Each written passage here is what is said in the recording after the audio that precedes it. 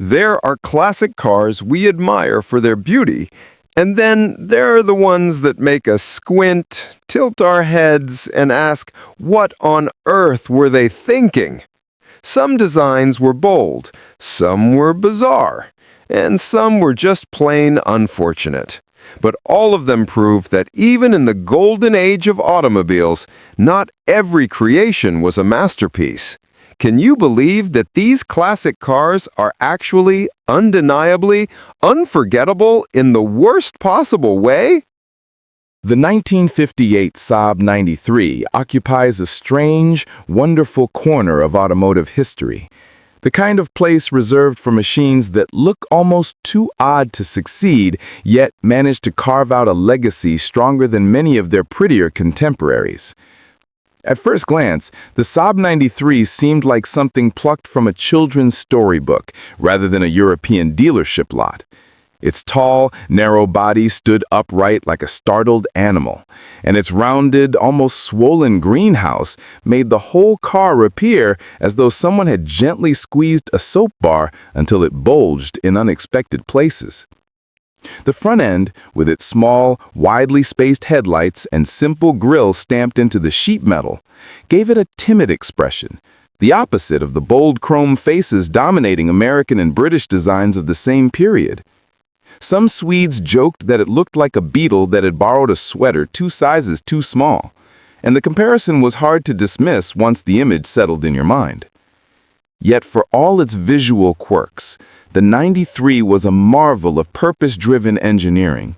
Saab, born from the aviation industry and still carrying the mindset of aircraft designers, obsessed over aerodynamics long before it became fashionable. Every curve, every rounded panel, every tapering line was dictated by the wind tunnel rather than a stylist's sketchpad. The droplet-shaped rear was a direct result of aerodynamic research, created to reduce drag and improve stability at speed, especially in the unforgiving Scandinavian climate where crosswinds and icy roads punished anything with a bluff-sided profile. The tall cabin was not a stylistic indulgence, but an ergonomic decision, giving excellent visibility and surprising interior space for such a compact machine. Even the narrow stance, mocked by some early drivers, was designed to cut through snow with minimal resistance. Inside, the 93 continued Saab's tradition of simplicity and efficiency. The dashboard was sparse, but logical, with clear gauges and controls placed exactly where the driver needed them. The thin doors and upright seating created a cockpit-like feeling, a quiet nod to the company's aviation roots. Under the hood lived a 3-cylinder, 2-stroke engine that emitted a distinctive blue haze of oil-tinged exhaust and a raspy, lively note that no 4-stroke could imitate. The engine required a mix of oil and gasoline, something foreign buyers initially found odd, but once accustomed to it, they appreciated the smooth, eager power delivery that made the car feel livelier than its modest displacement suggested. Owners often describe the sound and smell of the 2-stroke as part of the Saab experience, a sensory signature unmatched by anything else on the road. What truly elevated the Saab 93 from curiosity to legend, however, was its rally success. Against all logic, this odd-looking machine proved itself a formidable competitor on some of the roughest, most demanding courses in Europe. In snow rallies like the Monte Carlo and the RAC, where traction, aerodynamics, and durability mattered far more than brute horsepower, the 93's strengths finally had room to shine. Its lightweight construction, narrow frame, and aerodynamic body allowed it to glide through conditions that left heavier, more powerful cars floundering. Swedish drivers in particular embraced it as a kind of national underdog, cheering as it overtook far pricier and stronger-looking rivals. Rally heroes like Erik Karlsson, nicknamed Karlsson on the Roof for his daring driving style, cemented the car's reputation by pushing the 93 to victories that seemed impossible for such a humble machine. For many Swedish families, the 93 became more than a car. It was a symbol of clever engineering and national pride. Owners recalled neighbors peeking out their windows when a new Saab 93 pulled into the driveway, unsure whether they were seeing a prototype or some kind of mechanical experiment. And yet, year after year, the little Saab proved itself through harsh winters, long gravel roads, and daily commutes that would have worn lesser machines to pieces. Its durability was matched only by its personality. Drivers spoke fondly of the 93's stubborn determination, the way it seemed to dig into the snow, the way its engine buzzed with cheerful energy, and the way the car felt more like a partner than a machine. Looking back now, the 1958 Saab 93 stands as one of those rare cars whose appearance only tells half the story. It was strange, even comical to some, but its aerodynamic form was decades ahead of its time. It was small and modest, yet fiercely capable in competition. It was an oddball that became a hero. In the end, the Saab 93 teaches the same quiet lessons shared by so many unconventional machines. Never underestimate the power of intelligent engineering, and never judge a car by its shape. The 1977 to 1990 Tatra 613 remains one of the most fascinating contradictions in automotive history, a rolling paradox born from a country that treated car making as both a science and a state directive. At first glance, the Tatra 613 didn't look like a luxury sedan at all. It looked like something designed for a government convoy in an alternate timeline. A vehicle meant to shuttle ministers across a bleak, neon-lit wasteland rather than glide quietly through the streets of Prague. Its styling seemed frozen between decades, as if the designers were unsure whether the world had moved beyond the late 50s, had settled somewhere in the 70s, or was already dreaming about the futuristic 80s. The result was a shape that defied contemporary fashion entirely. The tall, almost upright roofline gave it an imposing silhouette, a reminder that the car had to accommodate not only everyday drivers, but also the broader physiques of government officials who expected space, presence, and authority. But this height contrasted sharply with the flat, slab-sided body panels that looked stamped straight from industrial machinery rather than automotive sculpture. The long front overhang gave the impression of a nose drawn out for reasons unknown, while the rear portion, where the engine actually lived, appeared slightly squatter, as though the car's weight distribution was at war with its proportions. Many observers joked that the 613 looked like a limousine designed by a committee of engineers who had never spoken to a stylist. Its aesthetics determined by geometry and thermodynamics rather than visual harmony. Ironically, beneath its unusual skin lay engineering brilliance. Tatra, after all, was one of the very few companies in the world with a tradition of building aerodynamic, rear-engined luxury sedans going back to the 1930s. It was a brand that thought more like an aircraft manufacturer than a car company. The 613 continued that lineage with a rear-mounted, air-cooled V8, an astonishingly rare configuration by the late 20th century. The engine was a technical masterpiece, light, smooth, handcrafted, and capable of propelling the massive sedan with surprising urgency. The sound it produced was unlike anything else, a sort of metallic air-cooled rumble that echoed Porsche Flat 6 DNA, but infused with the deeper thrum of 8 cylinders. Czech drivers often spoke of the engine with the reverence typically reserved for fine mechanical watches, noting how perfectly it ran in both winter frost and summer heat. The rear engine layout forced the unique proportions that made the 613 look so strange.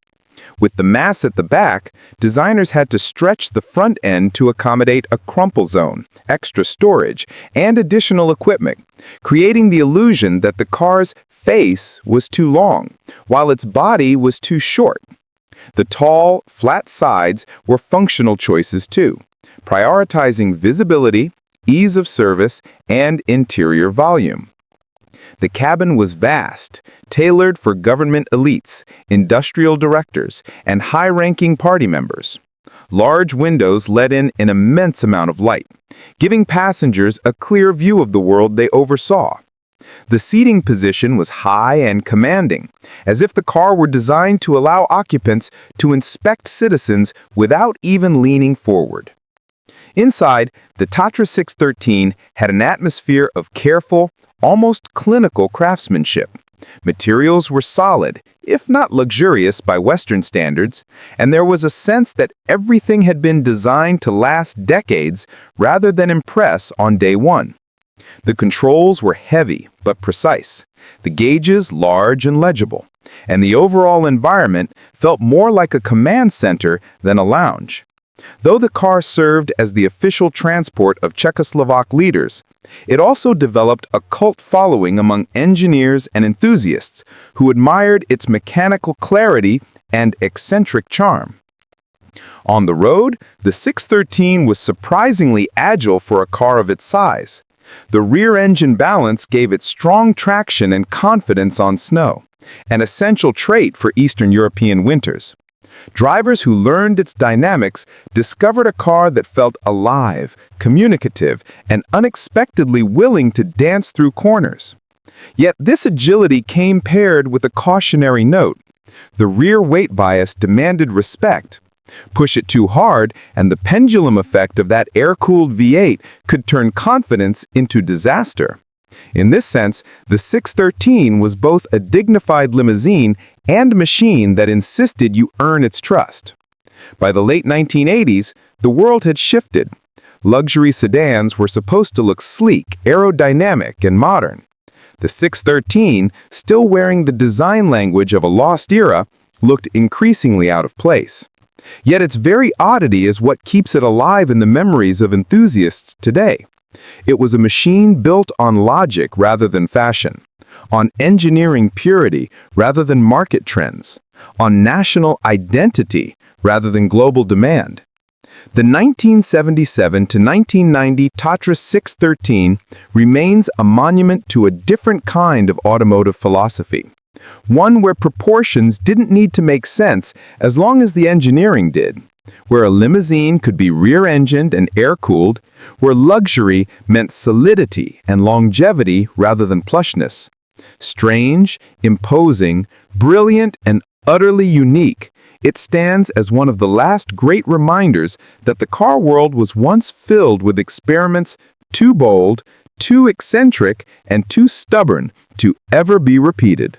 Here is a much longer, deeper, more atmospheric version of the 1999 Fiat Multipla description, written in the same long-form narrative style you prefer, without headings or formatting symbols, and with richer detail, cultural context, owner impressions, and the strange charm that made this car unforgettable. The 1999 Fiat Multipla became something far larger than a car. It became a cultural phenomenon, a moving conversation piece, an automotive riddle that baffled designers, confused buyers, irritated critics, and yet quietly delighted the families who actually lived with it.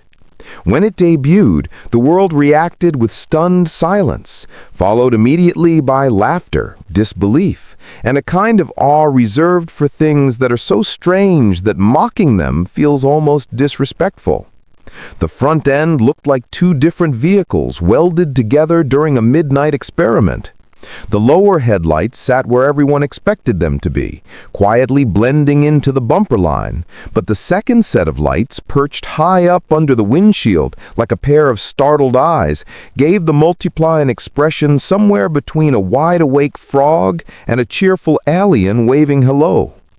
Its middle section bulged outward like a balloon filled to the point of nervous tension, while the short nose and abruptly sliced-off rear made it appear as if Fiat had started designing a minivan, then decided halfway through that they preferred a concept car from another dimension.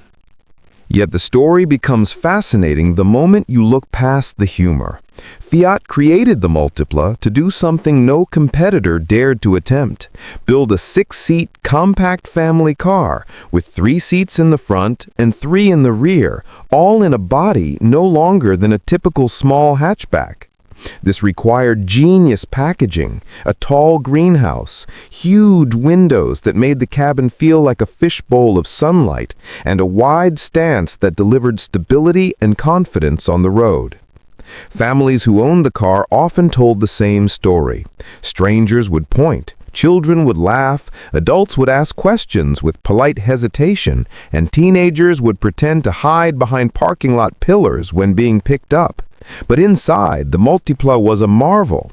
Parents loved the three-seat front bench that let a child sit between them like in an old classic, but with modern safety. Owners described the driving position as upright and commanding, almost like piloting a small submarine with panoramic glass. And the often ridiculed width that made the car look cartoonish from the outside became its greatest strength within, offering a cabin so airy and spacious that it felt more like a lounge than a vehicle. But comedy always followed it. One Italian owner said that every time he parked at the supermarket, at least one person would stop and circle the car, as if trying to determine the correct angle from which it began to make sense. A British family joked that their Multipla made them famous in the village against our will, because the car was instantly recognizable even from half a kilometer away. And there were comments from neighbors, co-workers, and even strangers at petrol stations, all expressing the same mixture of shock and curiosity that no design school could have prepared for. Despite the laughter, the Multipla earned the affection of critics who drove it extensively. They praised its practicality, its competent handling, its surprisingly tight turning radius, and the way it embraced the idea that a car's purpose could outweigh its looks. It was the purest demonstration that function, when pursued obsessively, sometimes creates forms that feel alien to conventional tastes. Yet the Multipla never attempted to look beautiful. It attempted to be honest, useful, and unlike anything else on the road. In time, the Multipla became something precious, a reminder that car design at its best is not a contest for elegance, but an exploration of imagination. Its weirdness turned into legend. It became a car that people hated until they actually lived with one, loved privately while mocked publicly, and respected long after production ended.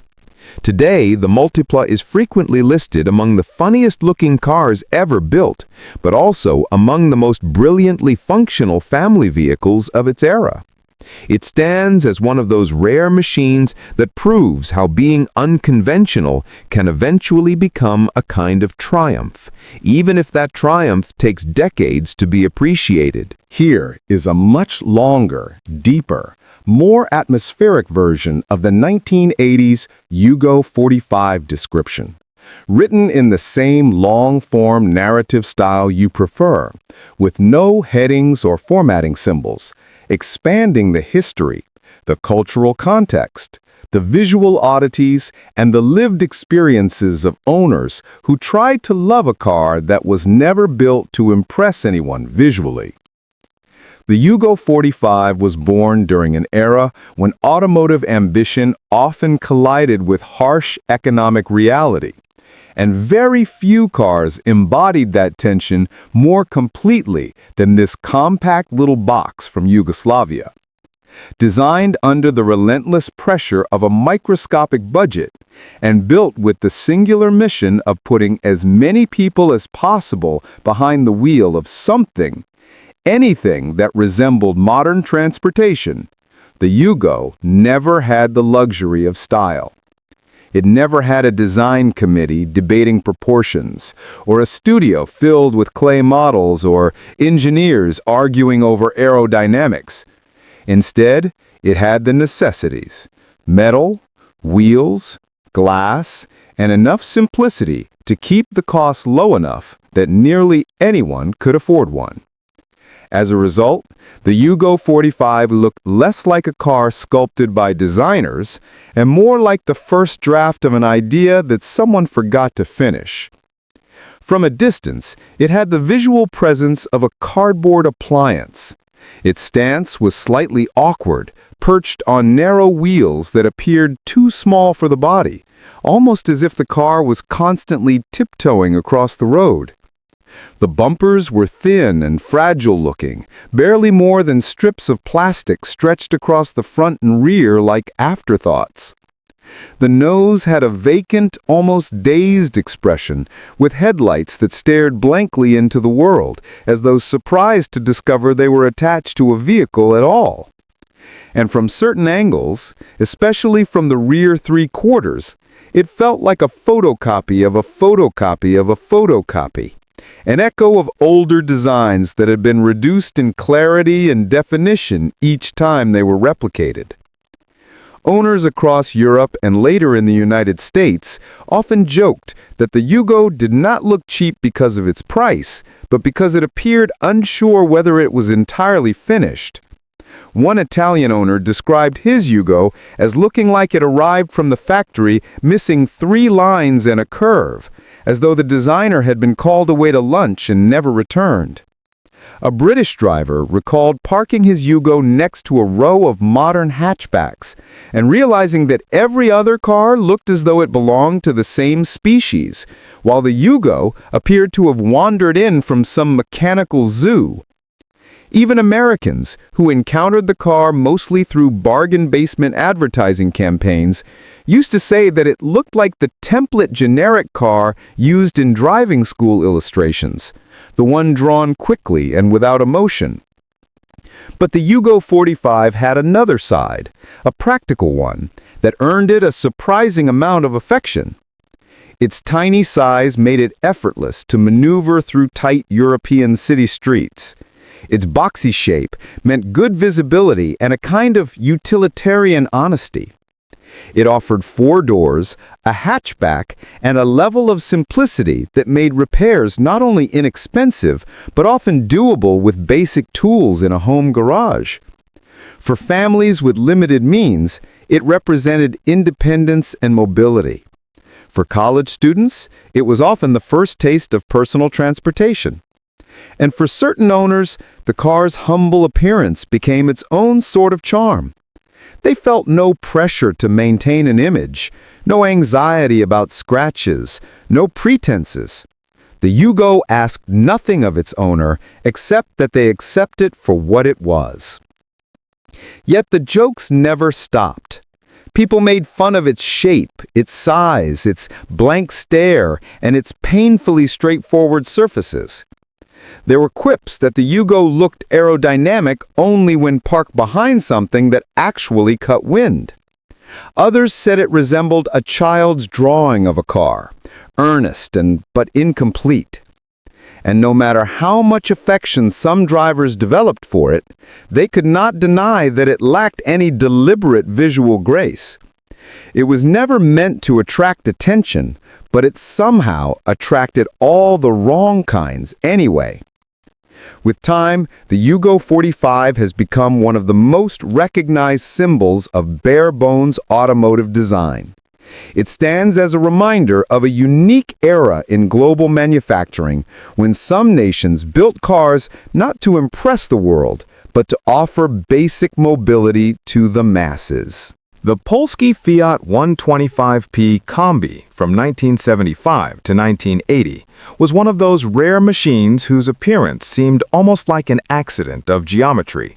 A car that looked as if it had been stretched, squared, lifted, and then hastily approved by a committee that had run out of both time and patience.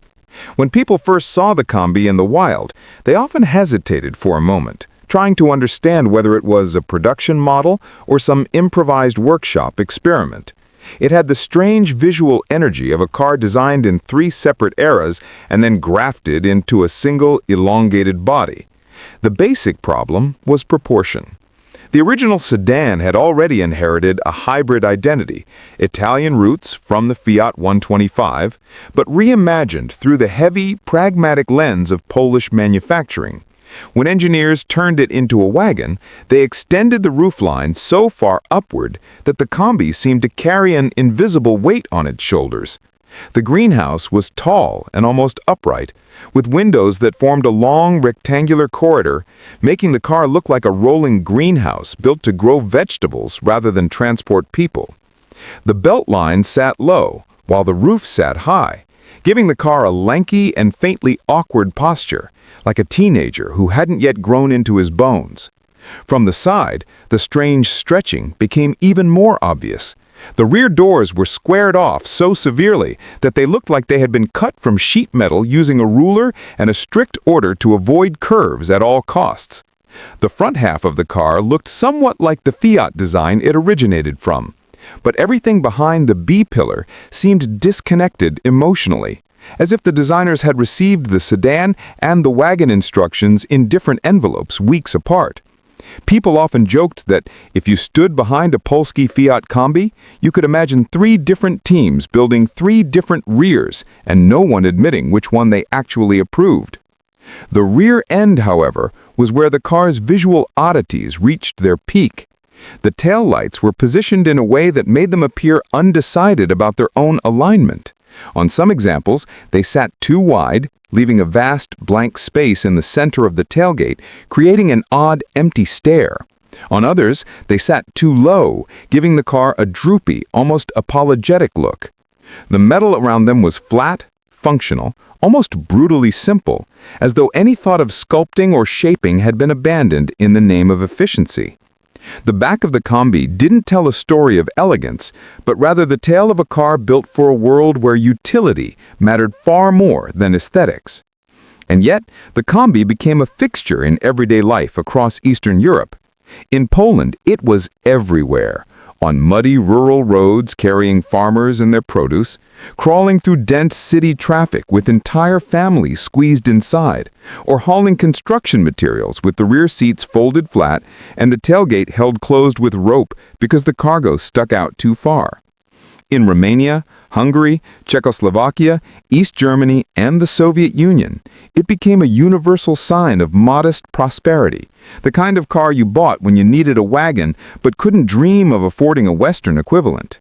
It was common to see one on a village road with chickens in the back, potatoes under the seats, and 2 or 3 relatives riding along just because there was space. Owners often laughed about its looks because there was no other way to process the Combi's visual personality.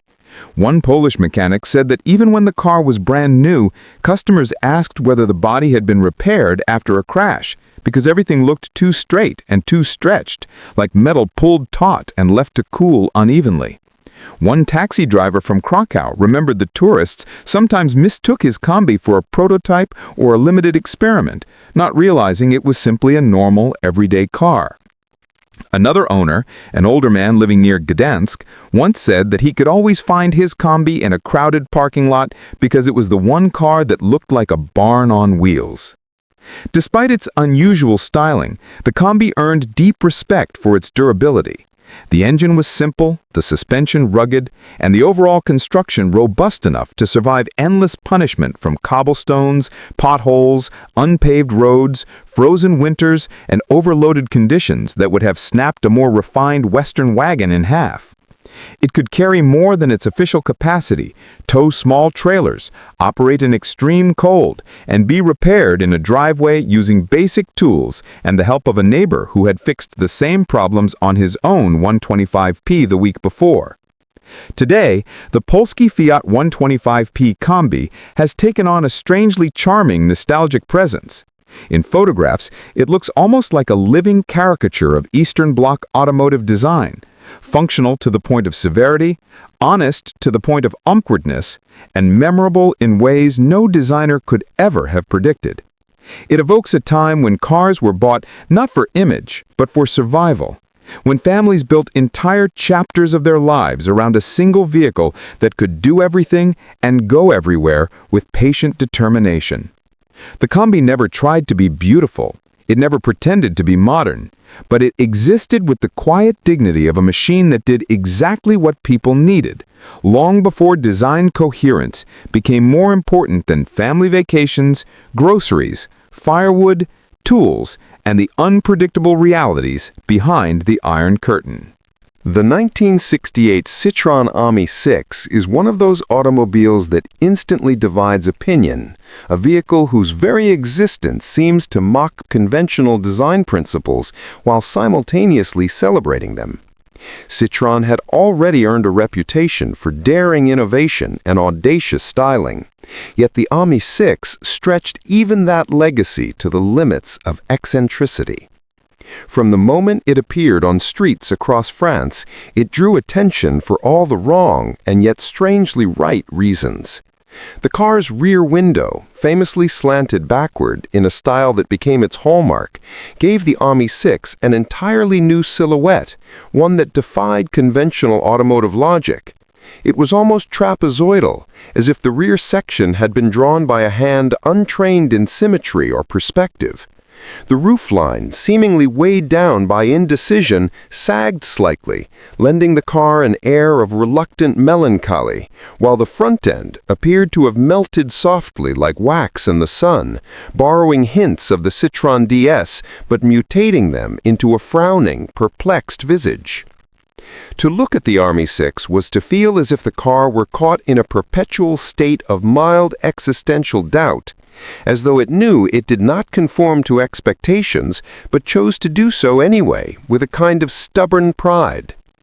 Viewed from the side, the Ami 6's proportions were jarring, yet oddly coherent once one accepted its logic.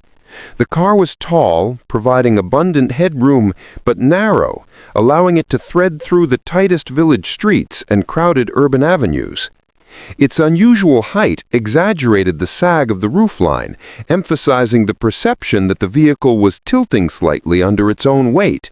Yet this same height created a remarkably airy cabin for passengers. The wheelbase was compact, giving it a nimbleness uncommon in cars that otherwise appeared elongated by the bulk of their roof and quirky window angles. While the exterior looked as if the designer had begun drawing with one hand and then switched to the other halfway through, the interior rewarded careful observation. Ergonomically arranged controls, abundant light pouring through the unusually large windows, and seating positions that offered a commanding, almost floating perspective of the road. The Ami 6's mechanical composition mirrored its visual eccentricity. Beneath the peculiar skin lived the heart of Citroën engineering ingenuity, a simple yet reliable flat twin engine, lightweight, efficient, and perfectly suited to the Ami 6's unusual proportions.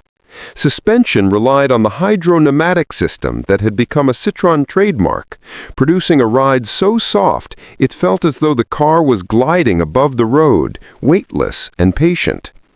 Steering and handling were tuned to favor comfort and stability, yet the short wheelbase and light front end occasionally introduced a quirky responsiveness, giving the driver the sense of a car that thought independently. Experienced owners often describe the Ami 6 as having a personality, one that required attention, understanding, and a subtle negotiation between the quirks of its design and the demands of the road. It was not a car that could be driven absent-mindedly. It demanded engagement, and in return, it delivered a peculiar delight unique to Citroën. The public's reaction to the Ami 6 oscillated between admiration, confusion, and amusement. In French towns, pedestrians would stop mid-step, eyes squinting at the unusual angles, debating aloud whether it was a prototype, an accident, or an avant-garde art installation masquerading as a vehicle.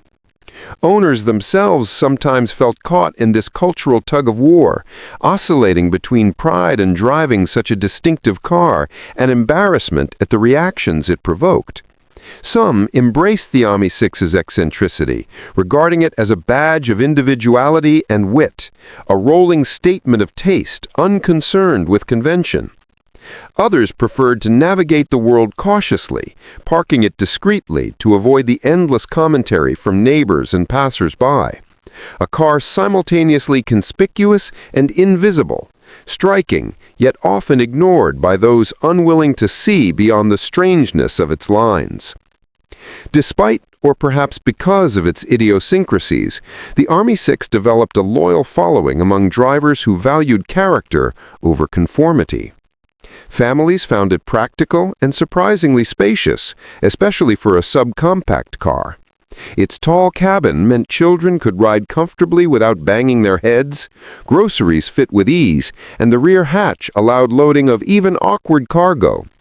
The flat twin engine, though modest in power, was reliable, simple to maintain, and fuel-efficient, qualities that endeared the Ami 6 to those who understood that utility and longevity often mattered far more than style.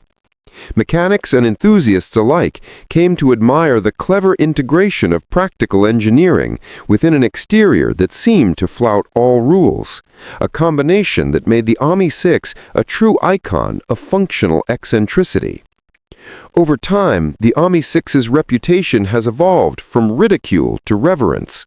Car collectors, historians, and aficionados of the unconventional now celebrate it as one of Citroen's most audacious experiments, a symbol of an era when French designers refused to compromise on character in pursuit of mass appeal.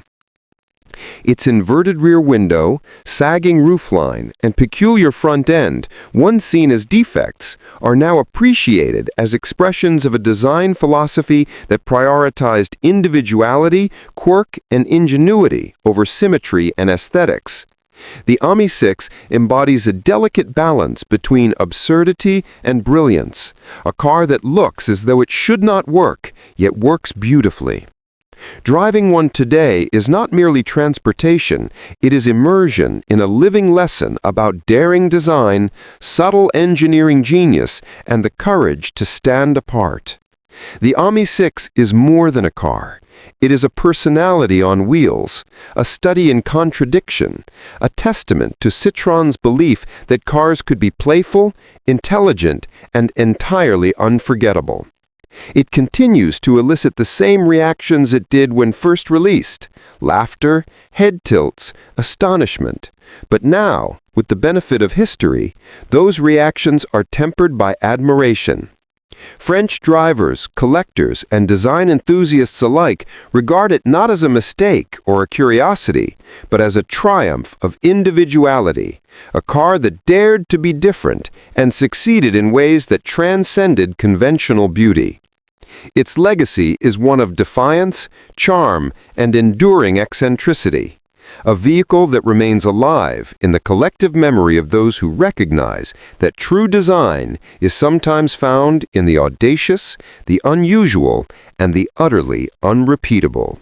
The 1970s Subaru 360 is one of those cars that seems to have jumped straight out of a child's imagination and into the streets of post-war Japan. A tiny mechanical creature designed to meet a nation's need for mobility, economy, and practicality. Its diminutive proportions immediately set it apart. A domed roof that gave it a pillowy, almost beetle-like silhouette. Wheels so small they looked as if they had been borrowed from a bicycle. And a stance so narrow that it seemed to tiptoe along the pavement, perpetually on edge. From any angle, it radiated a kind of nervous energy, a kinetic jitter that made it seem alive, as though it were an insect aware of every passerby and every vehicle nearby. Some owners, half in jest, claim their 360 looked like a rolling ski helmet, or a mechanical bug hurriedly fleeing a predator. And visitors would often bend down for a second glance, uncertain whether the car would bounce, wobble, or simply scuttle off. The design, however whimsical, was born of necessity. Japan's post-war economy demanded vehicles that were tiny, fuel-efficient, and inexpensive to maintain. The Subaru 360 answered that call with brilliance.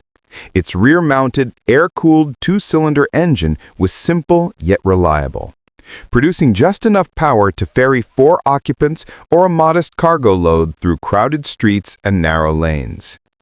The suspension, light yet durable, allowed it to absorb the bumps of urban roads, unpaved rural paths, and Japan's infamous speed bumps without complaint. For many Japanese families, the 360 represented freedom, independence, and an entry into a modern society increasingly defined by mobility.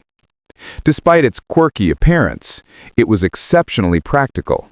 Parking was effortless, fuel economy unmatched, and mechanical simplicity meant repairs were accessible even to owners with minimal tools or experience. The car's personality extended beyond its engineering. Drivers often described an unusual connection to the 360, a sense that the car responded to their intentions with a playful, almost human temperament. Steering was light, the tiny frame allowed nimble navigation through tight traffic, and the overall experience felt more like guiding a living creature than piloting a conventional vehicle. Families learned to drive it carefully, not because it lacked safety, but because it seemed so delicate, a little animated friend who could topple with inattentive handling. Children adored it.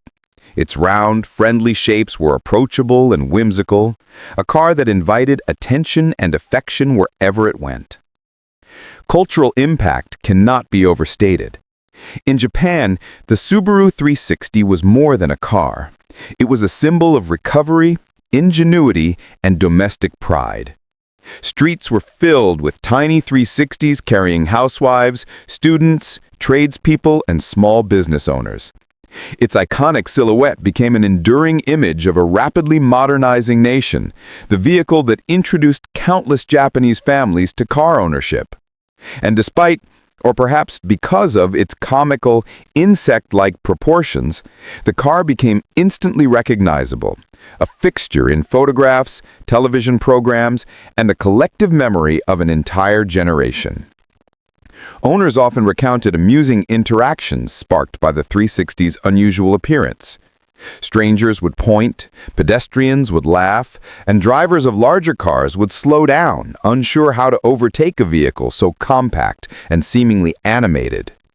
Yet those who lived with the 360 quickly learned to love its quirks. It never demanded more than what it could deliver, yet it delivered relentlessly. Dependable starts, nimble agility, and the rare combination of practicality and personality. Unlike many cars that blend into the background, the Subaru 360 could never be ignored.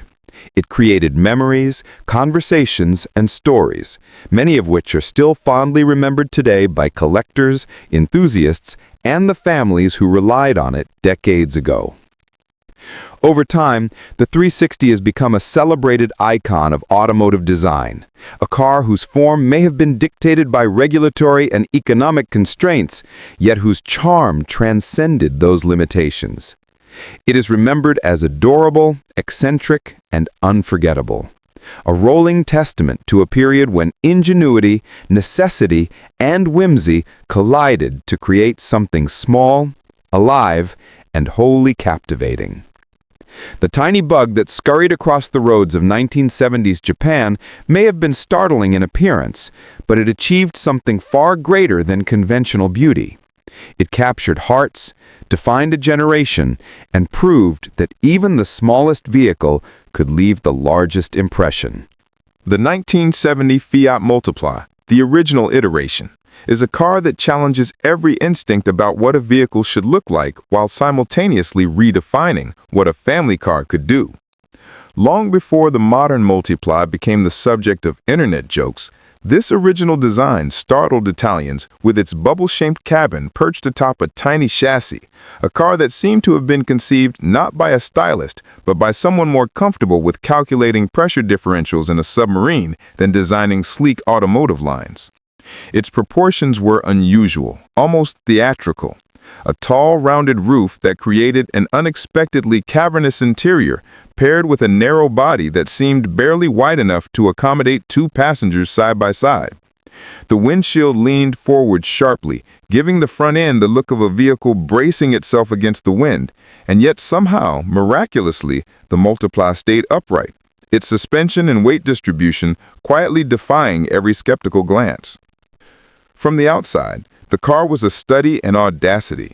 Its short hood, compact wheelbase, and bulbous cabin created a silhouette that at first sight appeared top-heavy, awkward, and almost alien.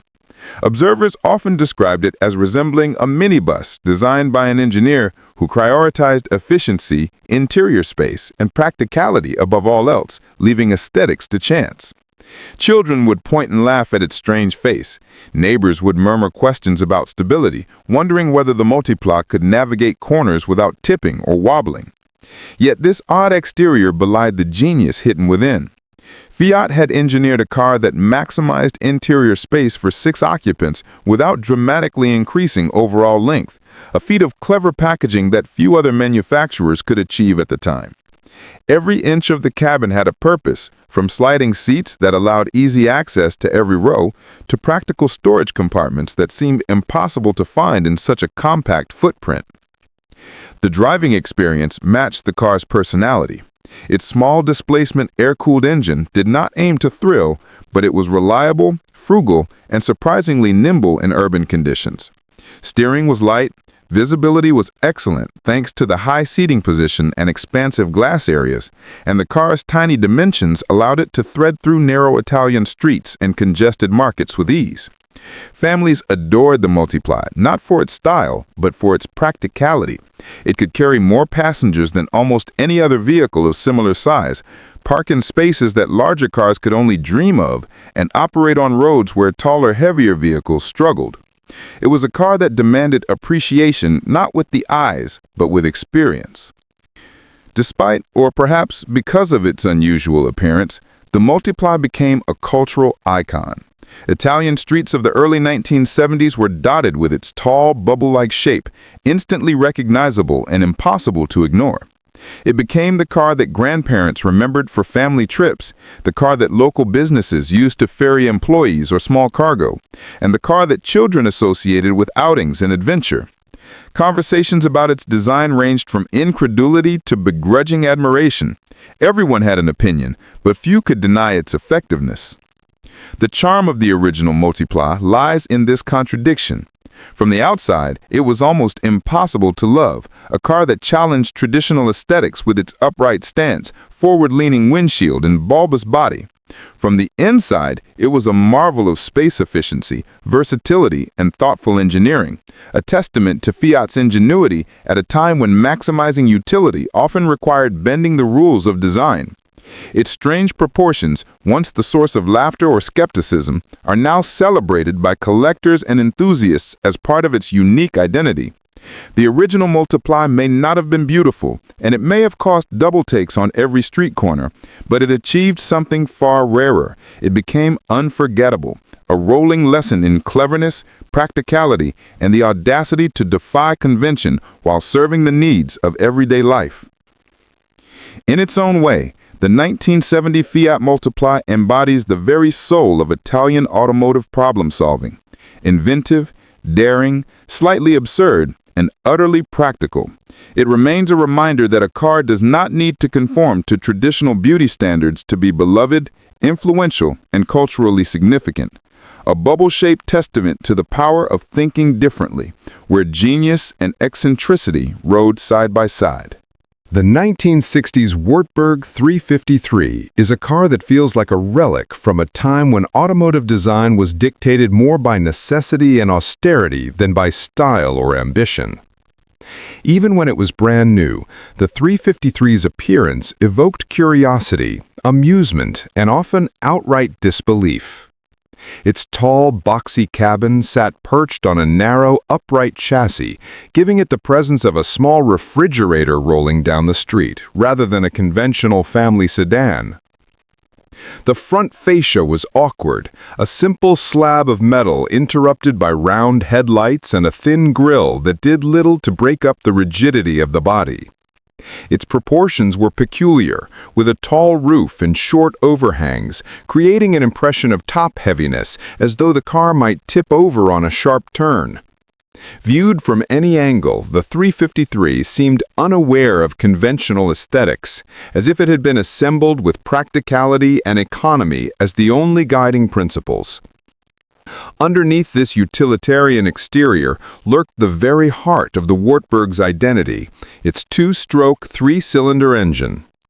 Unlike the smooth, refined power plants of Western contemporaries, the Wartburg motor was smoky, vibratory, and unmistakably alive. At idle, the engine's distinctive shuddering sent tremors through the entire cabin, making the car appear even more animated, even more oddly proportioned as the body rattled and vibrated with mechanical insistence.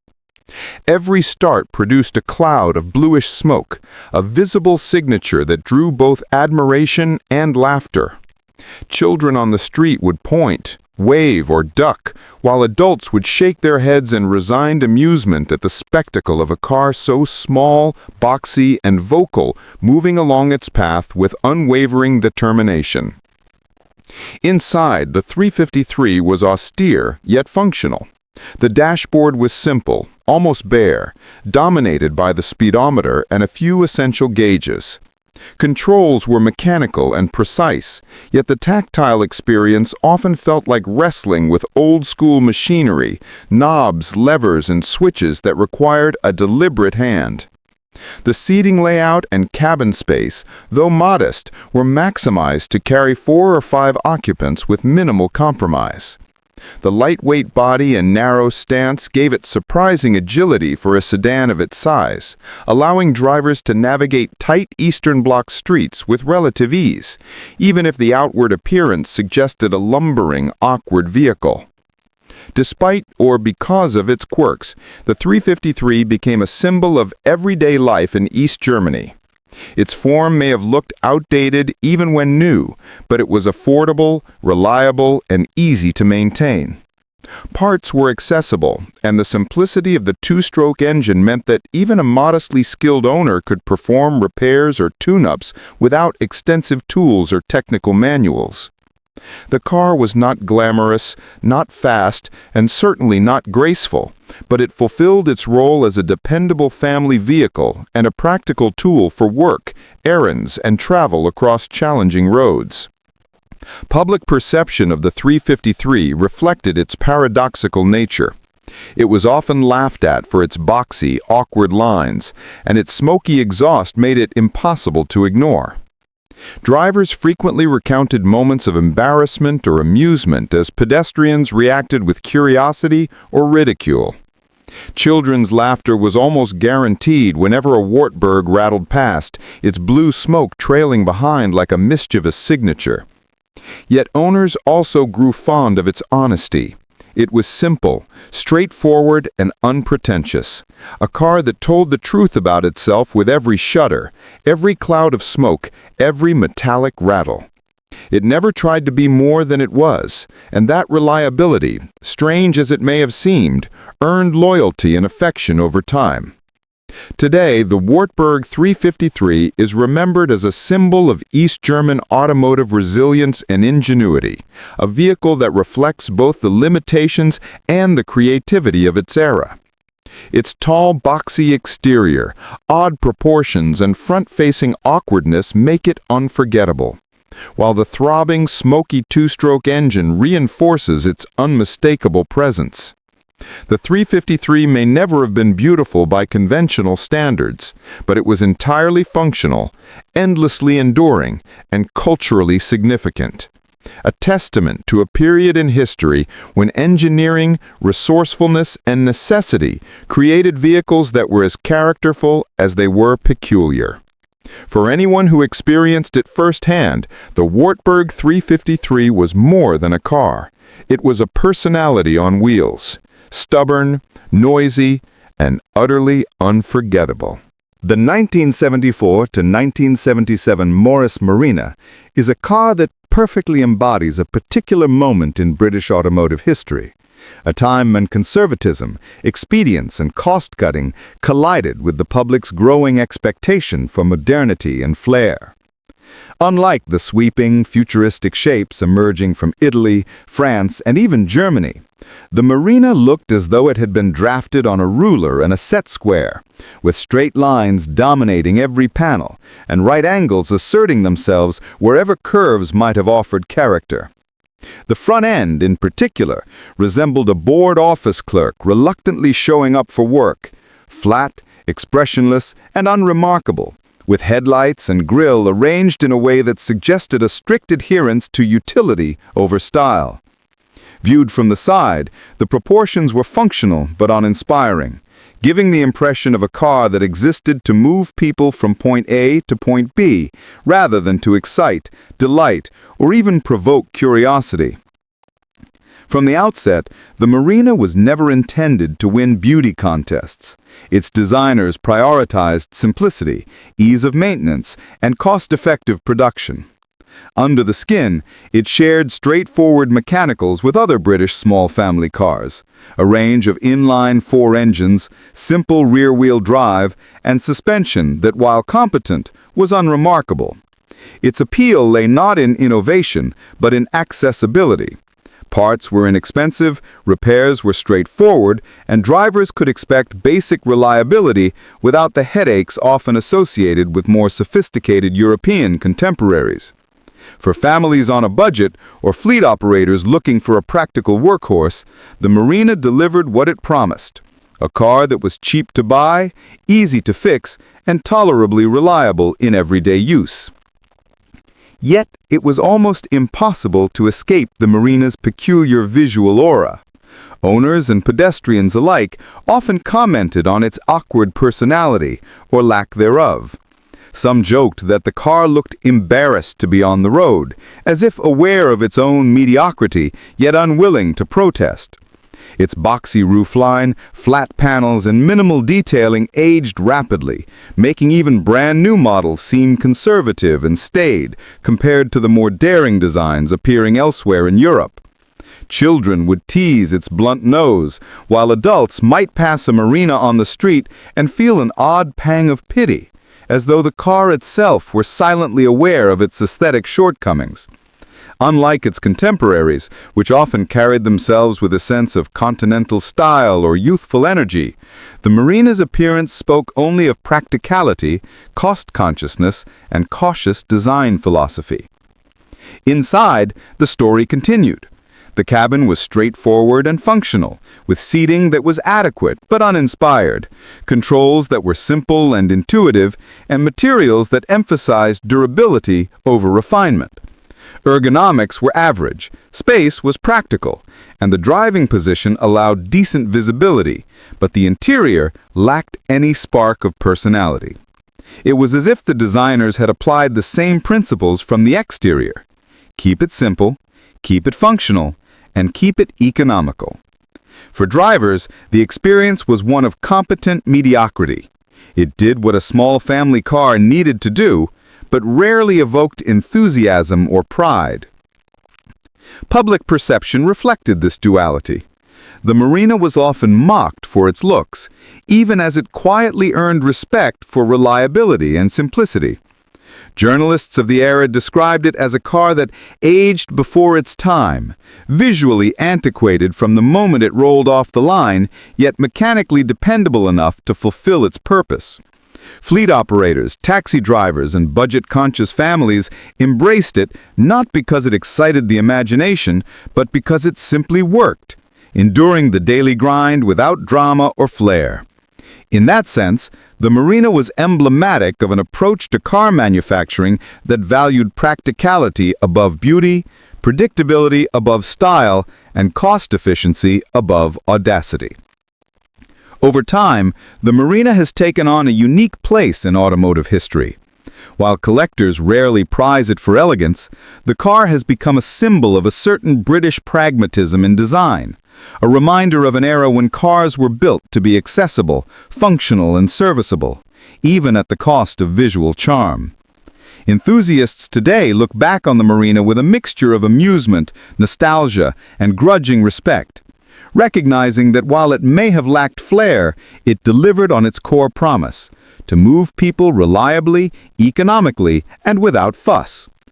In the end, the Morris Marina is remembered not as a triumph of design, but as a lesson in priorities, compromises, and the trade-offs of automotive pragmatism. Its uninspired, straight-lined body, its flat, expressionless face, and its unremarkable interior all speak to an era when British manufacturers balanced austerity, economics, and functionality above all else. It may never have captured hearts with beauty, Yet it survived the streets of Britain and beyond with quiet persistence, leaving behind a legacy that is as much about endurance and practicality as it is about aesthetics, or the lack thereof. It is a car that reminds us that sometimes a vehicle's story is not written in curves and chrome, but in the reliability, ubiquity, and steadfastness it delivers to everyday life.